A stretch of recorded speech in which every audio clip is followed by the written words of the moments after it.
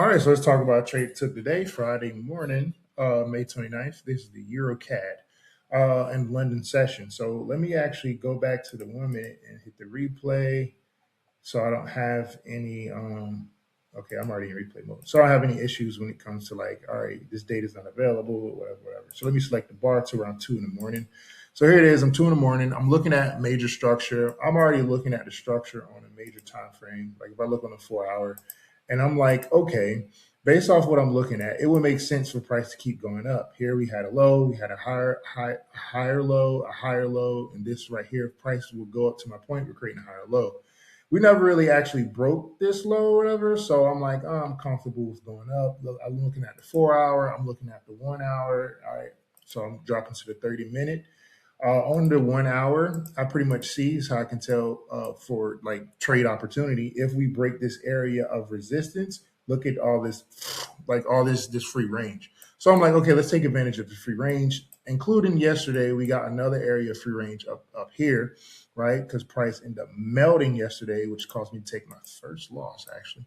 All right, so basically, what I did is I looked on the 15 minute, and I'm like 2 o'clock in the morning. I'm saying, oh, if price actually can get up here and we can blast through this area of resistance and we print here, we're going to be looking real good. So I'm sitting at my computer. Bam! I'm like, okay, we about to cook. So bam, price did it again. I'm like, all right, get ready. I'm super excited. Now, what I wanted to happen is I wanted price to close right above here, right?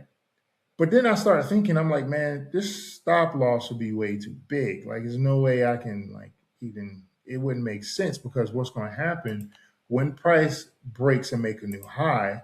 Price is going to make a new high, but it has to go and it has to go and it has to come back. It is going to retest the last area of resistance, right? Resistance becomes support. So bam, and it's going to do that, right? So I wait for it to do that number, but I'm like, I can't manage my actual strategy because what it is when I enter into a trade, I do two trades. The first trade, I'm gonna take profits out of 1 to 1, and then the second trade, I pretty much let it run for the duration of the trade or whatever I think. So as the trade goes, that printed way too like I'm waiting for it to finish. Like if it's like if I'm watching on the 15 minute, if I'm watching on 30 minute, I usually wait till it gets like the last like if it's a 15 minute, I'm really waiting till about the last 3 minutes of that candle so I can pretty much see like okay this is the data like this is where the candle's going because this thing could have just easily just wicked me out and like so I had to wait. So at this point I'm like okay let's get into a trade. I actually got into a trade. But then some sense kicked in, and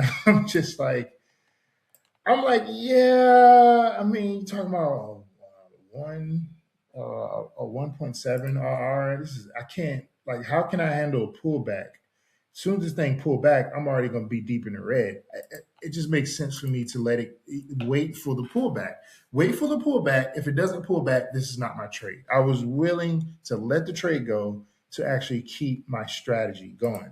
So what I did is I waited for the trade to pull back. Bam, we got the pullback. I was super excited, right? Bam, bam, bam. So now that we got a pullback, right, what I did is I took my fib tool and I drew it here from the lowest point to the highest point.